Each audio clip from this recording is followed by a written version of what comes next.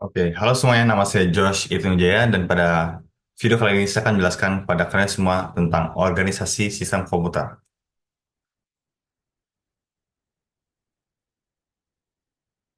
Jadi apa yang akan kita pelajari dalam video kali ini? Yang pertama adalah kita akan pelajari untuk mengerti organisasi sistem komputer itu tersendiri. Yang kedua adalah mengetahui komponen-komponen dalam suatu sistem komputer. Yang ketiga adalah mengetahui perangkat I/O, yaitu perangkat input dan juga output.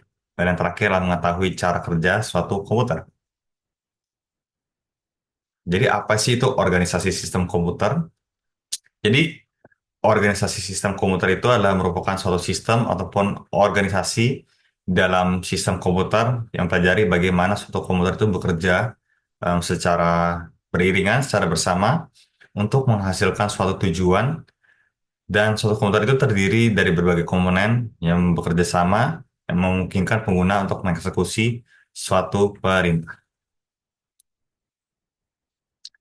Dan ada beberapa komponen di dalam sistem komputer tersendiri. Yang pertama adalah CPU atau biasa disebut Central Processing Unit. Yang kedua adalah Graphic Processing Unit. Yang ketiga adalah RAM dan juga ROM. Lalu ada juga SSD dan juga HDD atau biasa disebut Solid State Drive dan juga Hard Disk Drive. Lalu yang terakhir adalah perangkat I/O, input dan juga output. Oke, kita akan masuk ke dalam CPU. CPU atau biasa disebut Central Processing Unit ini merupakan inti ya, ataupun otak dari suatu komputer, di mana CPU ini bertanggung jawab untuk memproses seluruh instruksi yang diberikan dari input. Contohnya adalah kita taruh input di dalam keyboard, dan biasanya akan masuk ke dalam CPU dan diproses oleh CPU itu tersendiri. Dan biasanya ini juga CPU bekerja sama dan tidak hanya secara sendiri ya. Dan biasanya CPU bekerja sama dengan RAM untuk menyimpan data secara sementara. Dan ini adalah beberapa fungsi simpel dari CPU itu tersendiri. Yang pertama adalah melakukan operasi aritmatika dan logika. Dan seperti yang kita sudah ketahui, memang pada ilmu komputer ini mempelajari tentang em, ada matematisnya ya. Ada bagaimana suatu suatu sistem itu bekerja, bagaimana suatu sistem itu diselesaikan melalui operasi matematis ataupun aritmatika. Lalu yang kedua adalah penyimpanan data secara cepat. Lalu terakhir adalah operasi input dan juga output. Lalu yang kedua ini adalah contoh dari GPU. Dan GPU ini biasanya kurang lebih sama ya seperti dari CPU. Di mana GPU ini lebih ke sisi pemrosesan grafis ataupun rendering video. Dan biasanya GPU ini digunakan untuk merender video di dalam game, di dalam desain, ataupun merender editing di video. Dan ada dua tipe dari GPU itu tersendiri ataupun Graphic Processing Unit itu tersendiri, di mana adalah integrated GPU, di mana GPU tersebut terintegrasi ke dalam CPU itu, dan bisa dalam bentuk chipset yang kecil ya. Kalau kita lihat di dalam CPU seperti Intel, mereka sudah melakukan terobosan baru di mana ada integrated GPU, ataupun juga Ryzen juga ada, di mana GPU dalam bentuk yang kecil dan pastinya pemrosesannya lebih cepat ya. Namun kalau ada juga discrete GPU, tapi biasanya dalam bentuk yang besar dan biasanya hanya digunakan dalam PC ya.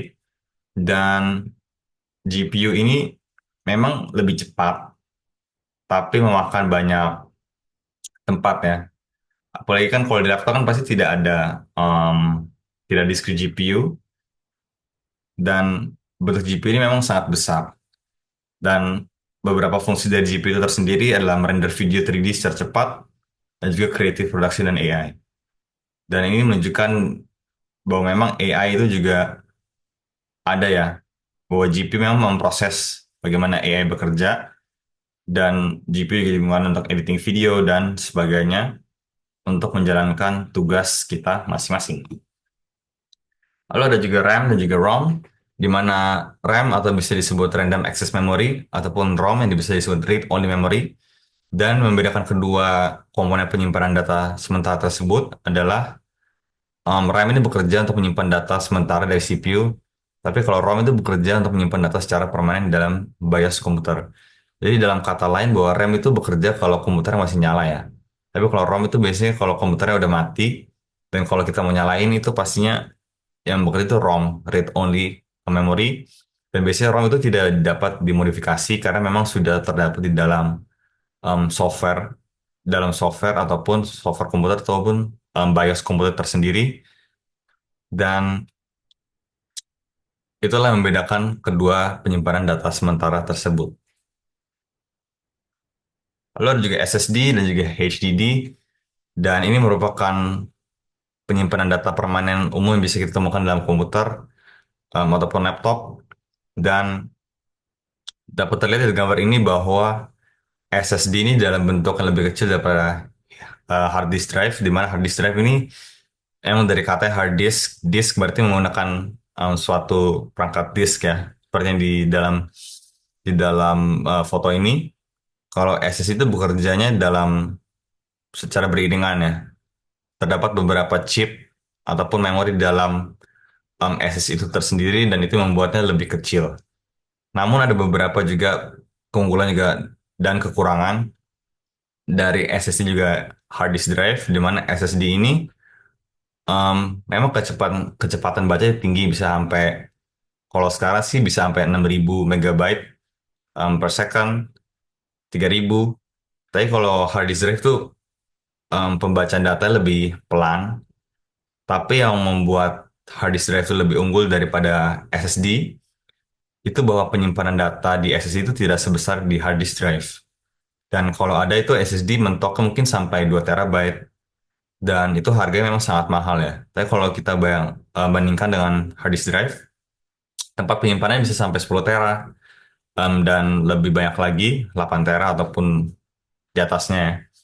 Dan itu mengapa bahwa kita harus pintar-pintar memilih apa sih fungsi kita menggunakan komputer tersendiri. Apakah untuk menyimpan banyak data, tapi nggak butuh processing data yang cepat, atau membutuhkan processing data yang cepat, tapi memori yang tidak sebesar penyimpanan data yang sebesar di hard disk drive.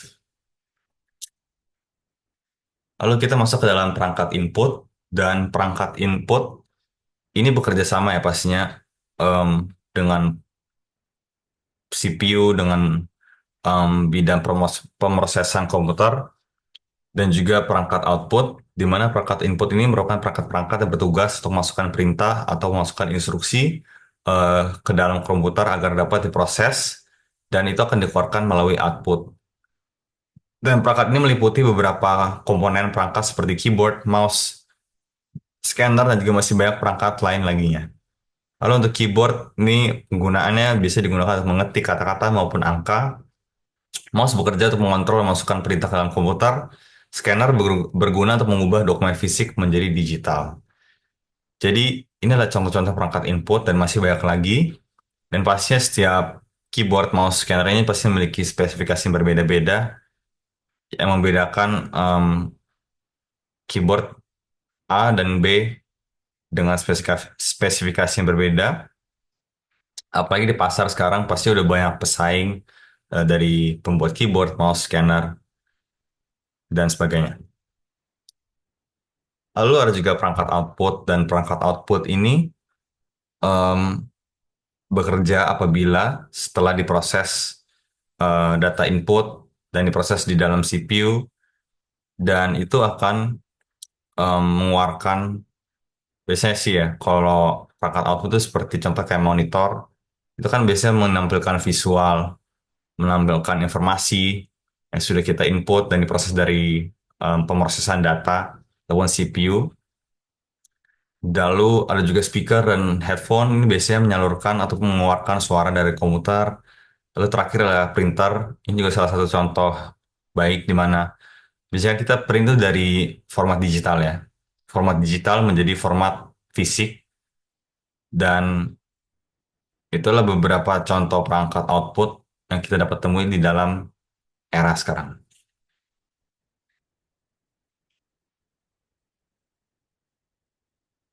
Lalu yang terakhir adalah saya akan menjelaskan bagaimana cara kerja suatu komputer.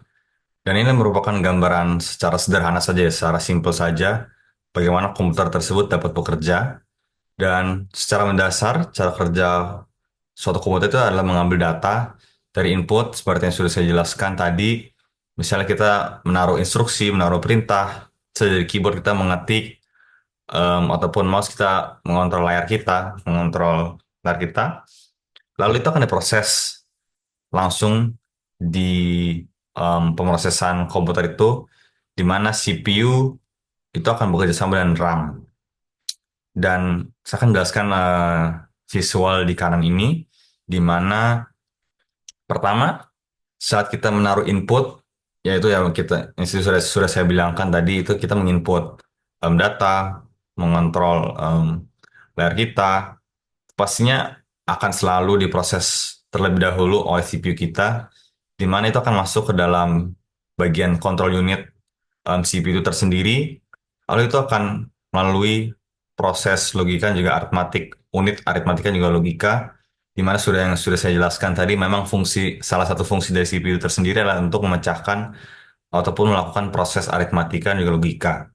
Dan setelah diproses, itu akan masuk ke dalam RAM atau memory unit, dan juga terkandung primary memory dan juga secondary memory, dan itu akan kembali lagi melalui arithmetic logic unit, itu akan diproses lagi datanya, dan juga masuk ke dalam control unit, dan terakhir ke output seperti yang sudah saya jelaskan, output seperti monitor di mana kita dapat melihat speaker, visual, audio, dan juga seperti printer, dokumen fisik. Jadi ini merupakan gambaran simple bagaimana komputer bekerja. Tapi sebenarnya kalau kita lihat lebih dalam lagi, pastinya cara bekerja komputer lebih kompleks lagi, lebih panjang lagi. Sehingga pastinya CPU ini bukan sekedar CPU saja. CPU itu bukan bekerja secara sendiri, itu yang harus saya tegaskan. Karena banyak orang itu yang kayak salah kaprah, salah berpikir bahwa memang, oh ini CPU ini bekerja sendiri saja. Tapi sebenarnya itu lebih banyak komponen lainnya. Dari RAM, dari cache, di dalam RAM itu. Lalu ada juga dari motherboard. Motherboard itu kan di dalam CPU itu terkandung di motherboard ya. Terus ada juga pokoknya banyak banget um, contoh lain di mana sebenarnya komponen di dalam suatu organisasi sistem komputer itu tersebut sebenarnya bekerja sama semuanya. Bukan hanya satu komponen yang bekerja untuk menghasilkan suatu tujuan. Jadi begitu saja yang ingin saya presentasikan. Semoga kalian mengerti tentang topik kali ini, organisasi sistem komputer. Terima kasih, nama saya Josh Ethan Wijaya. Pamit undur diri.